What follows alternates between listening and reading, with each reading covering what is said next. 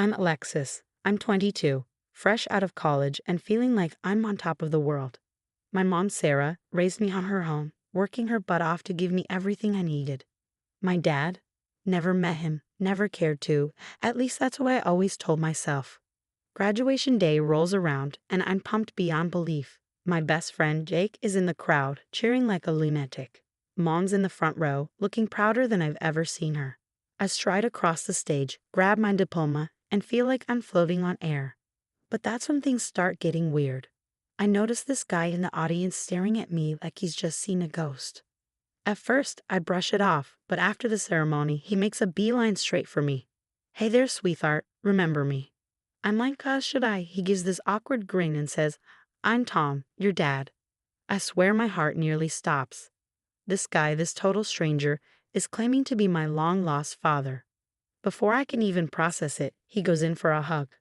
I backpedal so fast I almost trip over my gown. Whoa, hold on. What the hell?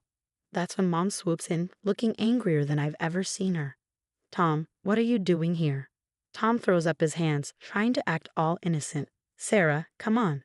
I just want to reconnect with my little girl. Make things right, you know." I'm standing there, feeling like I've stepped into an episode of The Twilight Zone. Jake slides up next to me and whispers, "You okay, Alex?" "Want me to get rid of this guy?" I shake my head, still trying to wrap my mind around what's happening. Part of me wants to tell Tom to get lost, but another part, I don't know. I'm torn. My whole life, I've wondered about my dad, and now here he is. Tom's still talking, spinning some sob story about how he's changed and wants to be a part of my life. Mom's not buying it, and honestly, I'm not sure I am either. "Look, Tom," I finally managed to say, finding my voice. "This is a lot to process. You can't just show up after 22 years and expect everything to be okay." He nods, looking genuinely sad. "I understand, Alexis. But maybe we could grab a coffee sometime, talk things out." I glance at Mom, who's shaking her head furiously, but curiosity is gnawing at me.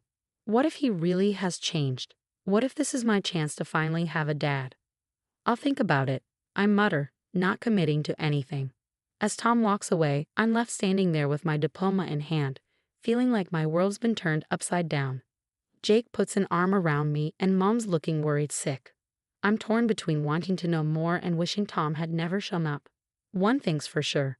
My simple, straightforward life just got a whole lot more complicated, and I have no idea what I'm going to do next. A week after the graduation bombshell, I find myself sitting across from Tom. The place smells like burnt coffee and regret, kind of fitting for this messed up reunion. "So, Alexis, I bet you've got a million questions," Tom said, stirring his coffee like it held all the answers. "Yeah, like where the hell have you been for the past 22 years? I shot back. He sighed, looking genuinely regretful. "Your mom, she kept me away, said she didn't want me in your life." "Nonsense," I snapped. "Mom would never do that." "Look, sweetie, I know it's hard to believe, but—" "Don't call me sweetie. You lost that right when you bailed," I interrupted.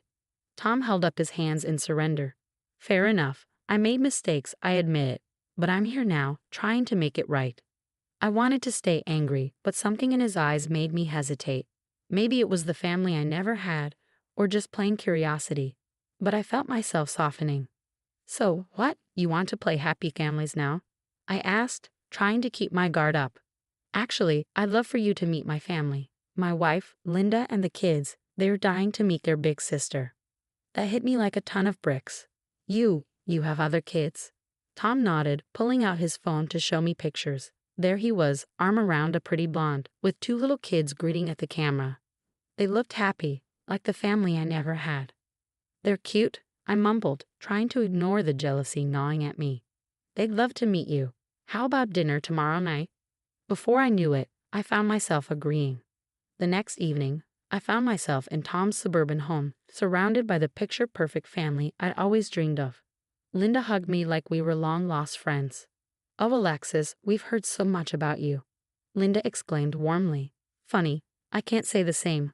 I muttered under my breath, but forced a smile anyway. The kids, Tommy and Lily, bombarded me with questions about college and my life. For a brief moment, I allowed myself to imagine that this could be my life too. But then Tom dropped the bomb. "So, Alexis, I hate to bring up business, but I could really use your help." "My help?" I asked, caught off guard. Tom launched into a sob story about his failing business, how he was drowning in debt. If I could just get a small investment, say your graduation money, I could turn things around, provide for all of us. I nearly choked on my meatloaf. "You want my money?" "It's a great opportunity, honey. We could be partners," he said, his tone almost too eager. I felt a wave of nausea. Was this what it was all about? Linda looked uncomfortable, but the kids were blissfully oblivious. "I need to think about it," I stammered, making excuses to leave. Outside, I immediately called Jake and spilled everything. "Slow down, Lex. You're not seriously considering this, are you?" "I don't know, Jake. Maybe he's changed. Maybe this is my chance at a real family. Or maybe he's playing you. Look, do some digging before you do anything stupid, okay?" I promised I would, but part of me didn't want to. What if I found something I didn't want to know? But Jake's words nagged at me, so I started digging. And holy hell, did I find dirt. Tom wasn't just a deadbeat dad. He was a con artist with a string of abandoned families and fraud charges across 3 states. The deeper I dug, the sicker I felt. Staring at the evidence on my laptop, I couldn't believe how easily I'd fallen for his act. And worse, I had no idea how I was going to confront him. I knew I had to expose his whole operation, but first I needed to confront him face to face. Get him to admit his lies. So I called him up, playing it cool. "Hey Tom, can we meet up? I've been thinking about that investment opportunity." "Sure thing, princess.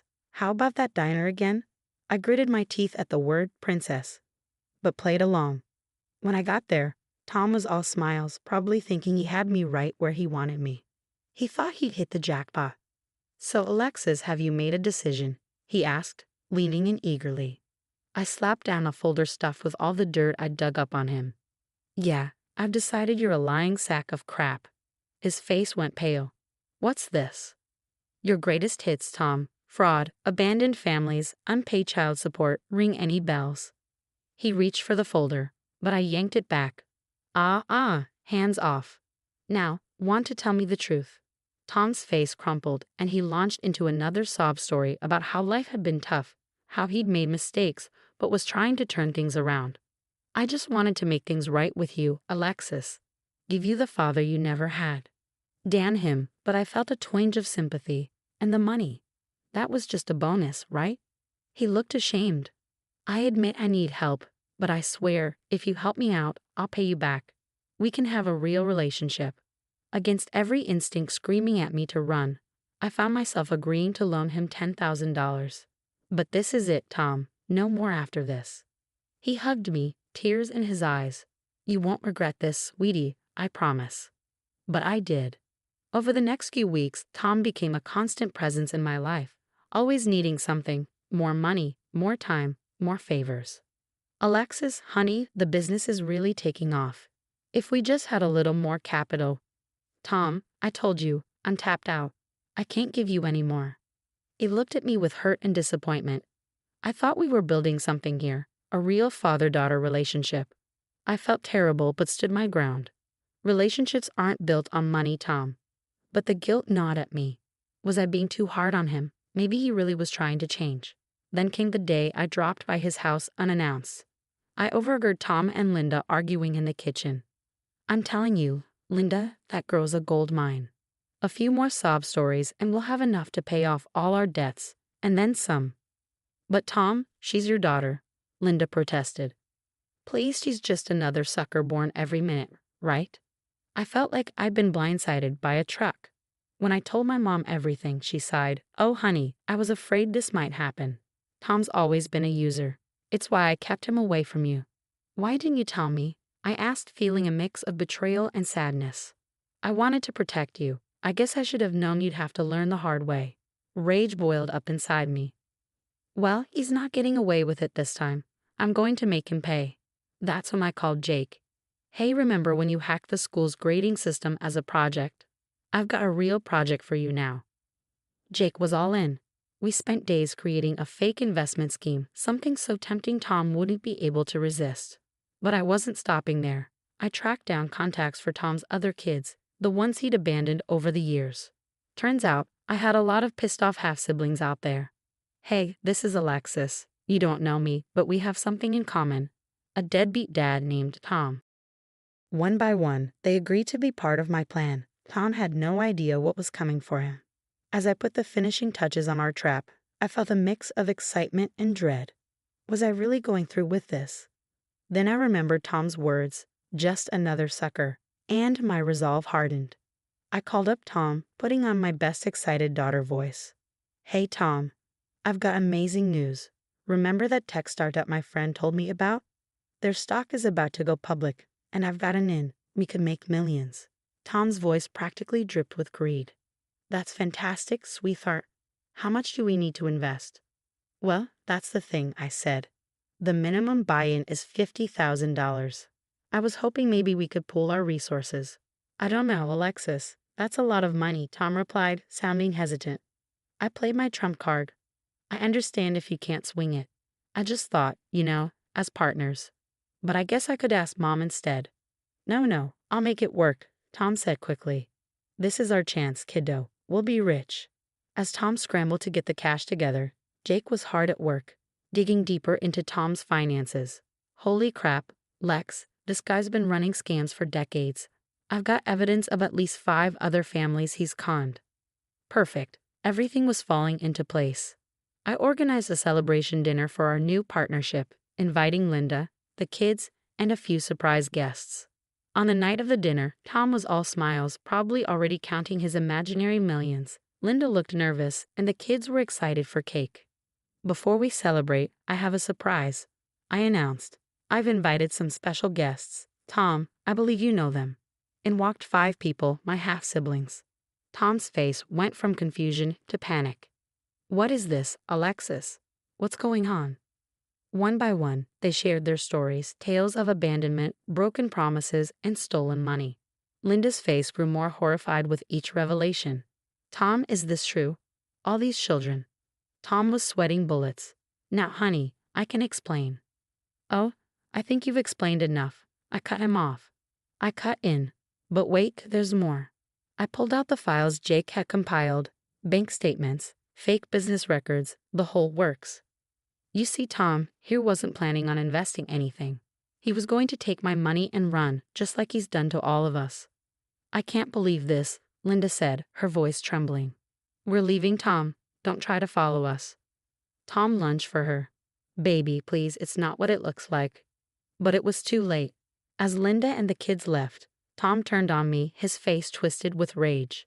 You've ruined everything, he yelled. I stood my ground.